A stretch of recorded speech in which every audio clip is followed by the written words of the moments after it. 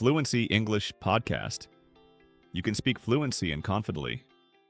Welcome to Fluency English Podcast, the place where you listen, learn, and improve your English effortlessly. It's fantastic to be here. And honestly, today's topic is, it's one I've been really itching to discuss because it defines everything right now. Absolutely. I mean, I don't think there's a single person listening, or frankly, anyone alive, who isn't touched by what we're about to get into. Okay, so I have to start with something that sounds a little paranoid.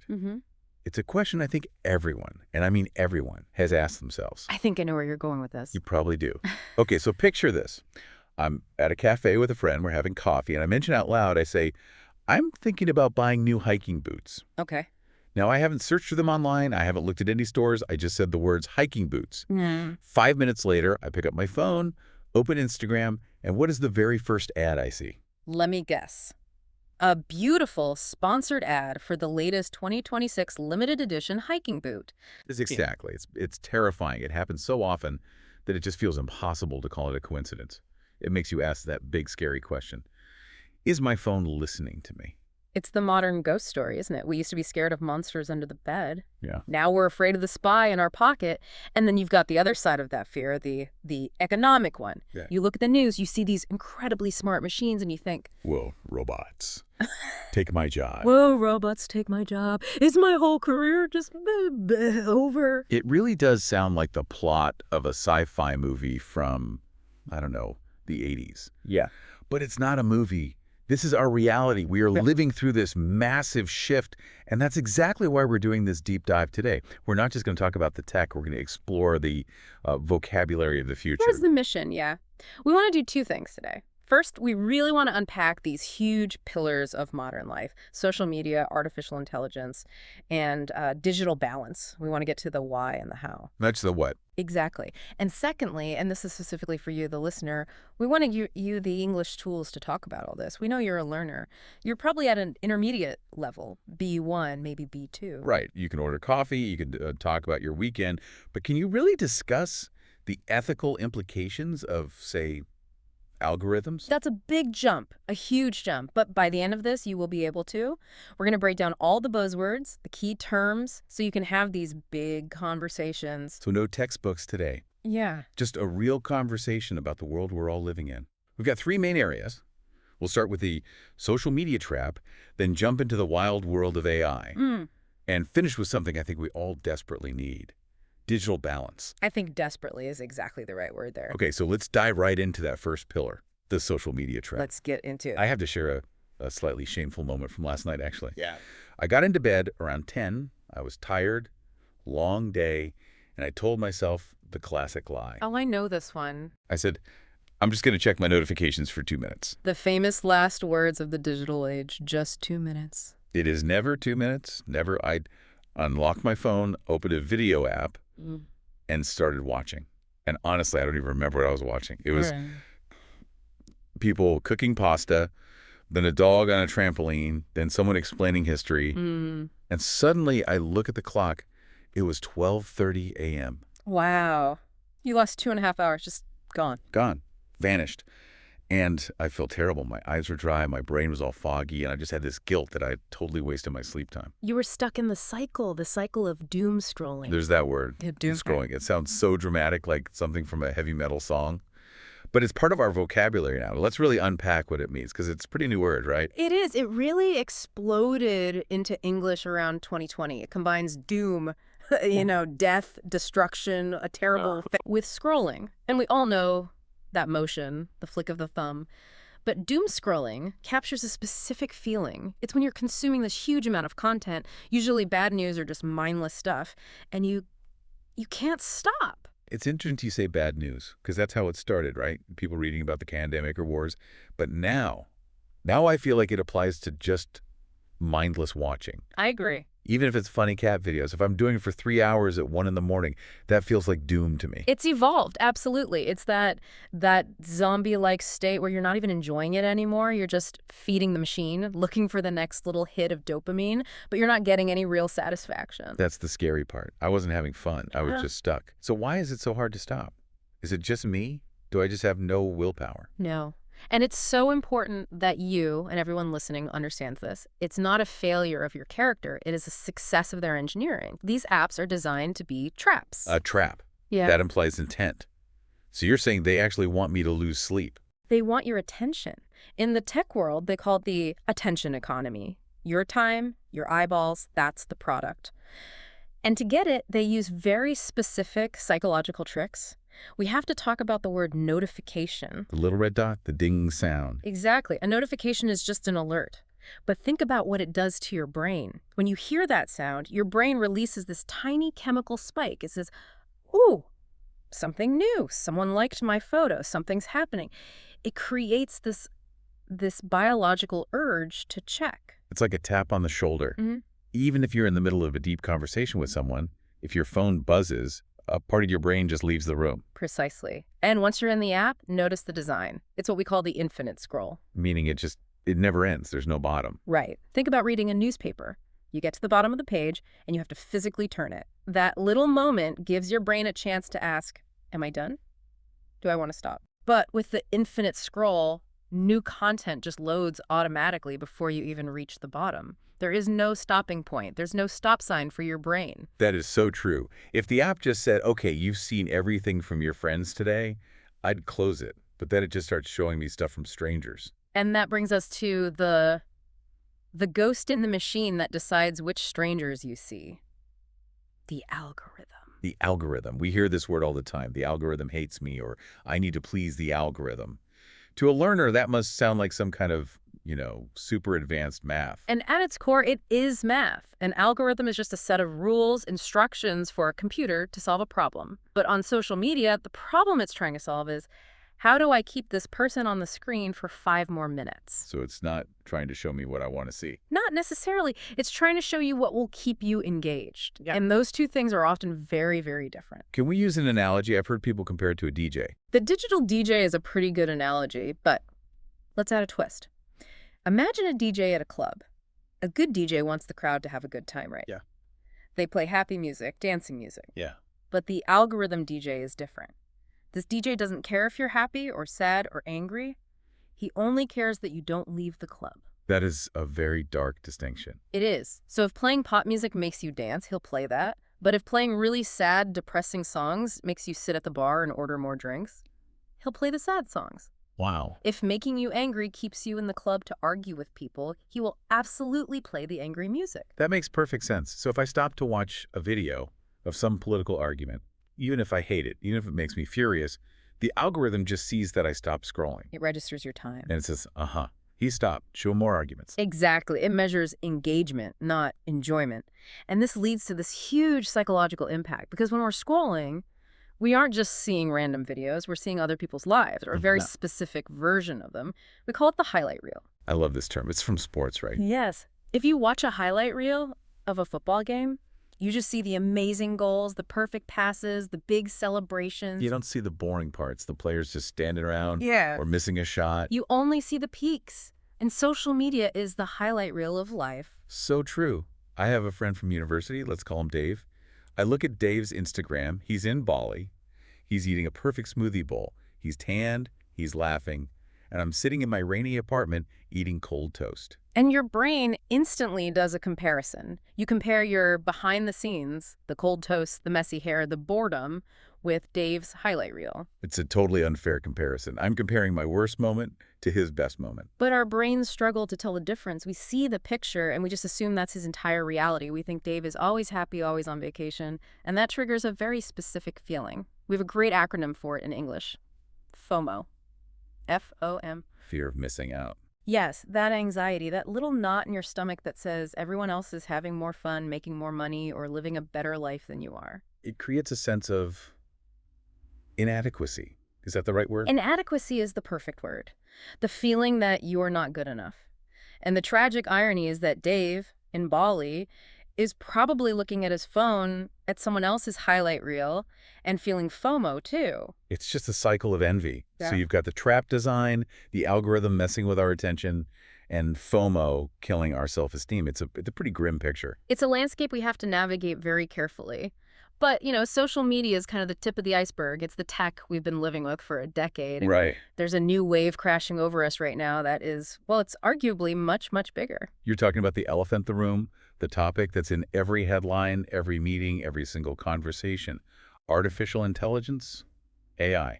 AI. It's gone from sci-fi to everyday reality in what feels like the blink of an eye. Let's pivot to this because this is where the vocabulary gets really interesting. First of all, AI stands for artificial intelligence. But if you had to explain it to a learner, without using a bunch of computer jargon, how would you define it? I'd define it really simply. Computers that can do tasks that usually need human intelligence. Tasks like what, for example? Things like recognizing patterns, understanding language, solving really complex problems, and this is the new part, creating new things. That's the big shift. Right. We used to have computers that were just giant calculators. You put numbers in, you got an answer out. Now we have generative AI. Generative is the key word there. It means the AI can generate, it can create something new that didn't exist before. It can write a poem or make an image or write computer code. And the most common way we all interact with this is through a chatbot. Yes, a chatbot. So chat for conversation and bot for robot. But these are not the old chatbots from customer service websites. Oh, those were the worst. You'd type, "Where's my package?" And it would say, "Here's a link to our homepage." Just useless. Exactly. These modern chatbots, like ChatGPT or Gemini, are large language models. They've basically read the entire internet. So you can talk to them like you're talking to a very, very smart, slightly robotic professor. Let's talk about the good side first, because I have to admit, even with all the fear, I use AI every single day, and it's incredibly helpful. How are you using it? Well, for automation. That's a great word for our listeners. To automate something means to make a process happen by itself without me doing the work.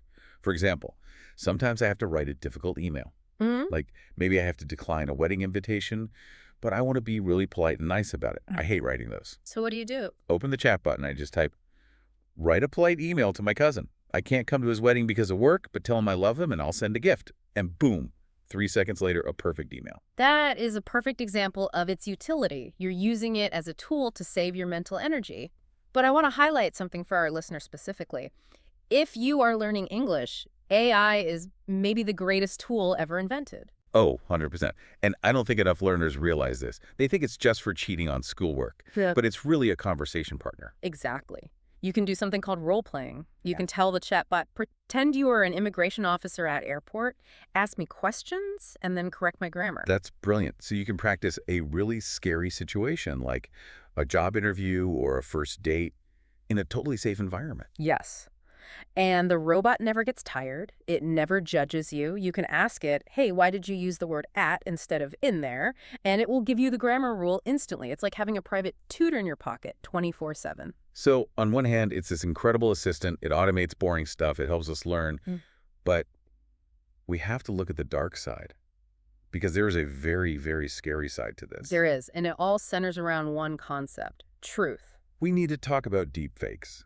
This is a word that genuinely sends a shiver down my spine. As it should. A deepfake is a mix of deep learning, that's the AI technology, and fake. It refers to synthetic media, usually a video or audio clip, where a person's face or voice is used to make them say or do things they never actually did. And we're not talking about bad Photoshop where you can see the blurry lines. We are talking about videos that look 100% real. That is the problem. Our entire lives, we've lived by the rule, seeing is believing. If I see a video of the Prime Minister declaring war, I assume he declared war. Of course. But with deepfakes, I could probably create a video of the Prime Minister declaring war on the moon in about 5 minutes. This creates what you could call a trust crisis. Exactly. If we can't trust our own eyes and our own ears, how do we know what's real anymore? This has huge implications for politics, for the news, even for your personal safety. Imagine someone makes a fake video of you doing something illegal. How do you prove it wasn't you? It's terrifying. It changes the very nature of evidence. And it leads to this general anxiety about the future, which brings us to the other big question, the future of work. The fear of replacement. Specifically, I hear this from teachers. Since we're an education podcast, let's talk about it. Will AI replace English teachers? It's a valid fear. I mean, if the AI can explain grammar better than I can, and it's free, Why do I have a job? But there's a huge difference between information and education, isn't there? That is the key distinction. AI is perfect at information transfer. It's like a vending machine for facts. Yeah. But education, real learning, that needs emotion. It needs motivation. It needs that human connection. I completely agree. When I was learning a second language, the times I made the most progress weren't from a textbook. It was when a teacher looked me in the eye and said, "You can do this, you're getting better." A robot can say the words, but it doesn't. It doesn't mean them. Exactly. A robot has no soul. It has no empathy. So the consensus, the general agreement, is that AI will not replace teachers. But teachers who use AI will replace teachers who don't. That's a really powerful way to put it. It's a tool, like a calculator. The calculator didn't get rid of mathematicians. It just let them do much harder math. Precisely. So here we are in this world where our phones are trapping us in doom scrolling loops and AI is blurring the line between what's real and what's fake. It feels overwhelming. Because my brain feels full just talking about it. It's like we are constantly plugged in, constantly processing information. Which is why our third and final pillar is probably the most important one for our mental health. We have to talk about digital balance. How do we survive all this? How do we stay human in this digital jungle? We have to set limits. And specifically, we need to talk about a phrase that everyone hates to look at on their phone. Screen time. Ugh. Screen time. That's the little report your phone gives you showing how many hours you just spend staring at it. Yes. And for the average person, that number is shocking. It's often 5, 6, sometimes 7 hours a day. That's a full-time job. If you live to be 80, that's like spending 20 years of your life just looking at a piece of glass. When you put it like that, it's horrifying. So we need to learn to unplug. To unplug. I love that phrasal verb. Literally, it's like pulling the electrical cord out of the wall socket, unplugging a lamp. But metaphorically, it means to disconnect, to go offline, to separate yourself from the network for a while. It sounds so easy. Just put your phone down. But it's actually incredibly hard. It's hard because of everything we talked about in the first section. You're fighting the algorithm. You're fighting a dopamine addiction. When you first unplug, you might even feel withdrawal. You might feel anxious or bored or fidgety. So we need a strategy. We can't just say, use your phone less. We need an actual plan. I always recommend starting with a digital detox. A detox is something you do for your body, right? Like you stop drinking alcohol or eating sugar to clear out toxins. This is the same, but for your mind. So what does a practical digital detox look like? I can't just throw my phone in the ocean. I need it for work. Start small. I suggest the 1 hour rule. Okay, what's that? No screens, no phone, no TV, no tablet for 1 hour before you go to sleep. 1 whole hour. What am I supposed to do? Just stare at the wall? You see, that panic you just felt, that's the addiction talking. There are a million things you can do. Read a paper book, talk to your partner, meditate, stretch, or, and this is a radical idea, just be bored. Boredom. Wow. We've completely forgotten how to be bored. And boredom is so important for your brain. When you're bored, your mind starts to wander. It processes the day. It gets creative. If you're constantly feeding it TikTok videos until the second you close your eyes, your brain never gets that time to rest and process. And I'm sure it must help with sleep. Massively. We know about blue light. The light from our screens mimics sunlight. It tells your brain it's daytime, stay awake. So if you scroll until 11:59 p.m., you're basically telling your brain it's noon. That explains why I can lie in bed for an hour after I put my phone down. My brain still thinks it's lunchtime. Exactly. So by unplugging an hour early, you're sending a powerful signal to your body. The day is over. It's time to rest. It is such a simple change, but it can transform your mental health. It's all about reclaiming control. That is the perfect summary of all of this. So, wow. We have covered a huge amount of ground today, from the dopamine traps of social media to the reality-bending world of AI, and finally to, the quiet peace of just unplugging. If we had to synthesize all this, boil it down to one main takeaway for our listener, what would it be? I think the takeaway is that technology is powerful, but it's neutral. It's not good or bad. It's a magnifier. A magnifier? What do you mean? It magnifies what's already there. If you use AI to cheat, it magnifies your laziness. If you use AI to learn, it magnifies your intelligence. If you use social media to compare yourself to others, It magnifies your insecurity. right. But if you use it to connect with old friends, it magnifies your community. So we're the pilots. The phone is just the airplane. We have to decide where it goes. Exactly. We cannot let the tools become the masters. You have to be intentional. You decide when you scroll and when you unplug. And for our English learners listening, I just want to offer some encouragement. These topics can feel heavy, I know, but don't be afraid of the technology. No, absolutely not. Embrace it. Use these tools. Use the subtitles. Use the chatbots. But always remember that the goal of learning a language is to connect with other humans. The tech is just the bridge. It's not the destination. Beautifully said. Before we sign off, I want to leave our listeners with one last provocative thought, something to, mull over during their 1 hour of no phone time tonight. What's on your mind? We talked a lot about efficiency today. AI makes writing emails efficient. Algorithms make finding content efficient. But I want to ask, is faster always better? That is a deep question. Think about a handwritten letter. If I write you a letter on paper, put it in an envelope and mail it, that's incredibly inefficient. It takes time, it costs money. A text message is free and instant. But which one means more to you? The letter. Every single time. Yeah. Because it contains your time and your effort. It has a piece of you in it. Exactly. So as we move into this future of instant AI and automated everything, how do we protect the things that are slow? How do we protect the things that are inefficient, but deeply, beautifully human? That might just be the most important battle of our generation. Preserving the human soul in a digital world. Something to think about while you're staring at the ceiling tonight. Thank you so much for joining us on this deep dive. It has been a real pleasure unpacking the future with you. It's been a delight. Keep learning, keep being curious, and keep questioning everything. And remember, you are in control of the algorithm, not the other way around. See you in the next episode of Fluency English Podcast. Goodbye. Goodbye, everyone.